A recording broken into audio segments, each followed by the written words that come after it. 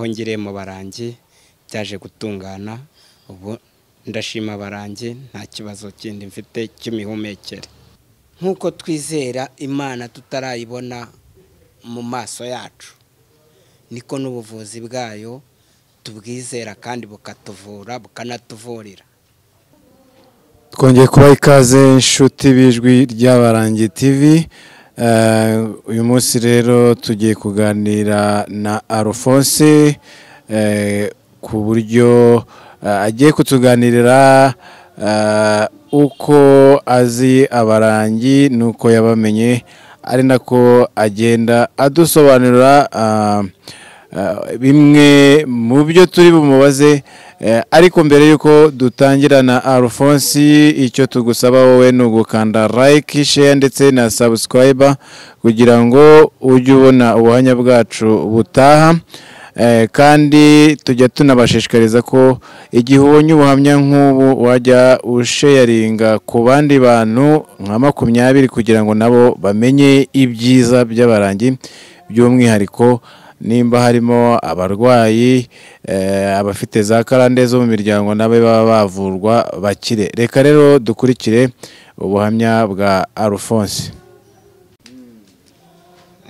Jewe banyita Habakubaho Alphonse, nkaba ndi umuhereza w'abarangi ukorera umurimo w'abarangi i Masaka. Uburyo rero namenye abarangi, naje kurwaza abana n'umugore ku buryo bukomeye, ku buryo bafatwaga n'ibintu bakaba nk'abasazi. Baza kundangira mu barangi, ubwo hari mu mwaka w'ibihumbi 2012. Murumva ko mazemo igihe gihagije. Hongere mu barangi byaje gutungana ubu ndashima barangi nta kibazo kindi mfite cy'imihumekere. Muri iyo myaka 12 ubwo wahageraga bwa mbere ninde wari wahakurangiye? Kubera ko twagendaga twivuza ahantu henshi, baduhaye nimero niyo twagendeyeho. Uhagera bwa mbere rero cyangwa se utaranahagera wabumva gute, cyane cyane ko muri sosiyete hari ukuntu nabo bafite ukuntu babafata? Mbere na mbere ubundi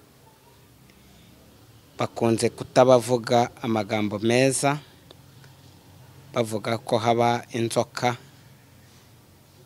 ari mu myuka mibi, ariko iyo umuntu afite ububabare hari aho agera bukamurenga akumva icyo ari cyo cyose cyamutabara yagikoresha.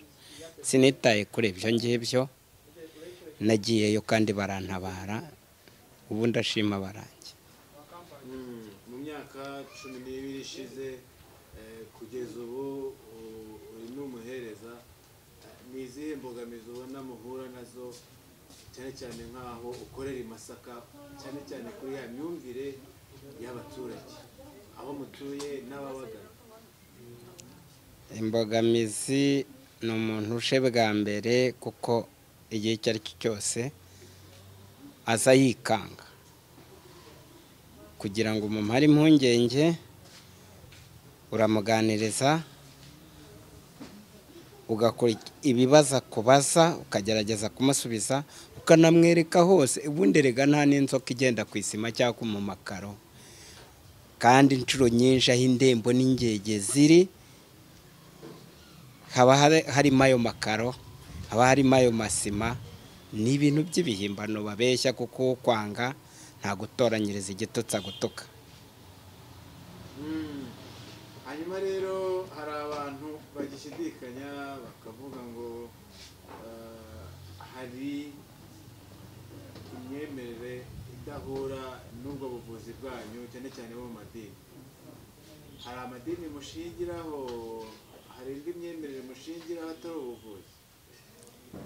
Twe ntitugira idini dukorera, kuko harimo abasilamu, harimo abagatolika, harimo abarokore, harimo n'abadivaniste. Ubwo rero ribaye idini ryaba ari impuzamadini, ari ahubwo bo ni ubuvuzi, nta dini bushingiraho. ubuvuzi rero bwanyu bukorwa bute? ubuvuzi bwacu uburyo bwo kubukora ni ugusaba marayika woherejwe n'Imana,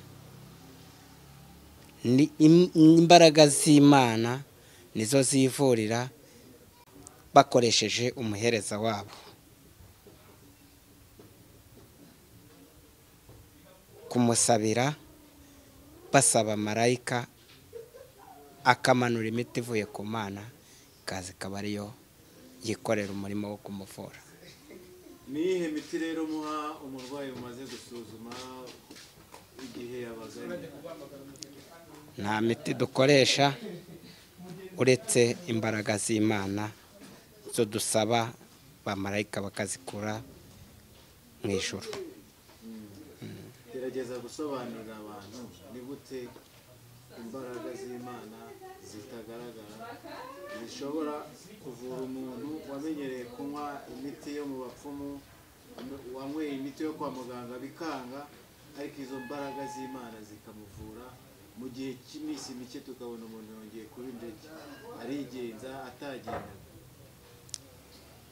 Ubundi mbere na mbere umuntu bigendana no kwizera. Uramutse ubayeho utizera nta kintu ubuvuzi bwakumarira. Nk'uko twizera Imana tutarayibona mu maso yacu, niko n'ubuvuzi bwayo tubwizera kandi bukatuvura bukanatuvurira. Nta umuntu rero utizera Imana ntabwo ubwo buvuzi bwamuvura, kuko n'ubundi yaba ari ingayi, kuko wamubuza kunywa inzoga ariyo ihagurukirwaho n'ayo mashitani, cyangwa ubusambanyi cyangwa ibindi byaha ibyo ari byo byose akabisubiramo, uwo ntiyakira. Ni ibiki bituma umuntu mwemera ko ibyo mumubuza kugira ngo igihe mumuvura ya madayimoni, bya bintu bituruka mu miryango za karande zidafatanya nawe, zitamukurikirana kugira ngo ntakire muri cya gihe muri kumukurikirana, ibyo mumubuza? Iyo dutangiye kukuvura tukakubuza bimwe mu bituma utavurwa, iyo ubikurikiranye ukagenda ubireka, tubibonera ko urimo gukira, kubera ko ntago za karande zakugarukaho kandi utarimo kuziha ubufasha. Ibyo bintu ni ibihe? Ni ugukora ibyaha bimwe na bimwe, harimo ubusinzi, ubusambanyi, uburiganya, uburyarya, intonganya mu rugo n'ibindi byinshi muzi namwe bidaha umuntu umutekano cyangwa n'abo babanye. Hari ukuvuga umuntu, gusebya umuntu, ibyo byo ntaho byaba bihuriye n'ikibi. Gusebya umuntu kwa kundi ugenda umuvuga, kuvuga amabanga y'abarangi atari ngombwa. Abarangi nta mabanga maremare, nta mabanga bagira. Ibanga bagira nuko batuvura kandi tutabareba, kuko tubarebera mu myizere iyo batwizeza bakatuvura. Hari uburyo abantu bajya bibaza, ubundi iyo umurwayi avuwe kwa muganga arasezererwa agataha, yaba ari imiti asigaje bakayimuha akayijyana akayinywera mu rugo, ariko ntasubira kwa muganga. Ariko mu barangi abo muvuye bagumya kugaruka, ni impamvu ituma bagaruka? Kera n'abantu babaga bafite urutoki runini bakenga, bakagira abavumbyi bagatanga inzoga, utarindiriye kubasaba bagondoza, urwo rugo ntibarucikagamo. Ibyiza baboneye mu barangi nibyo bibagarura. Tugana ku musozi rero, nubuhe ubutumwa uri buhe abana barangi, n'ubutumwa ugenera abantu batari abarangi ariko bazakurikira iki kiganiro bafite inyota yo kumenya abarangi ni bantu. reka mpere ku bana barangi.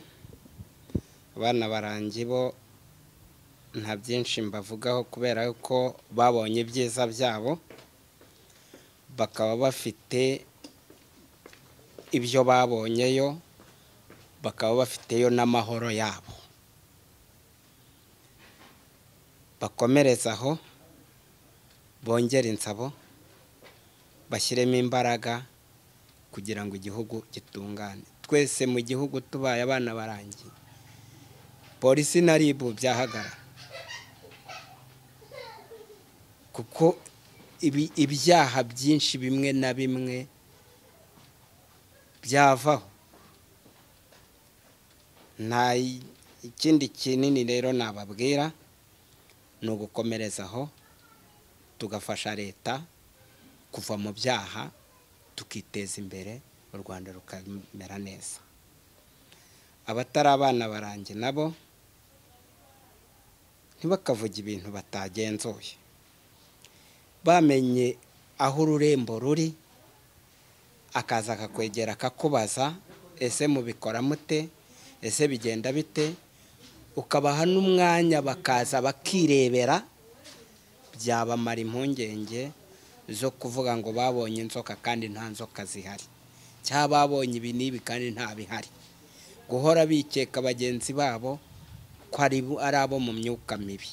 Nta myuka mibi irwanya migenzi yabo, ahubwo bo barwanya imyuka mibi, ahubwo abayikoresha bakaba ari bo batwambika ya sura mbi. Numva nta kindi narenzaho. Ababishidikanya bazajya baza bakatwibariza, bakareba tukabaha ubuhamya, bakanirebera. Wabashaka se cyangwa wabakenera yabasanga Jyewe nababwiye yuko nkorera i Masaka ruguru y'ibitaro by'Abashinwa. Uwahagera wese abaza mu barangi yahagera, kuko duturanye n'ishuri ryo kwa Masera. Dufite icyicaro Kimironko Nyagatovu imbere y'Irimbi. Nawe uwumva aturuka hafi aho ngaho yahagera. Gusa impande zose z'igihugu barahari. Nimero yanjye urumva nayo nayibabwira ni 0788 46 92 90. Uwagira ikibazo yampamagara nkamurangira. Turagushimiye ku kiganiro cyiza uduhaye kuri uyu munsi. Murakoze.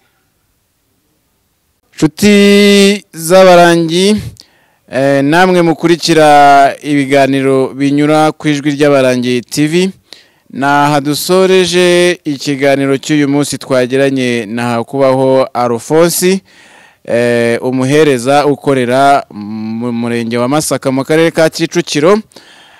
Yabahaye nimero ziwe ku bantu bifuza ko bagira inama cyangwa se bagishidikanya batazi iby'abarangi n'imivurire yabo, ariko n'abarwaye nabo mwamuhamagara cyangwa se mugahamagara n'izo nimero ziri muri komenti hepfo, bakabafasha.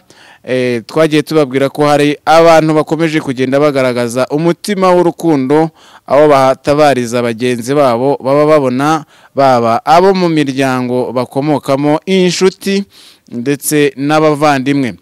Na rero dusoreje ikiganiro cyacu, ariko tunabibutsa gusharinga ubu buhamya ku bantu benshi bashoboka, kugira ngo nabo bamenye imikorere y'abarangi.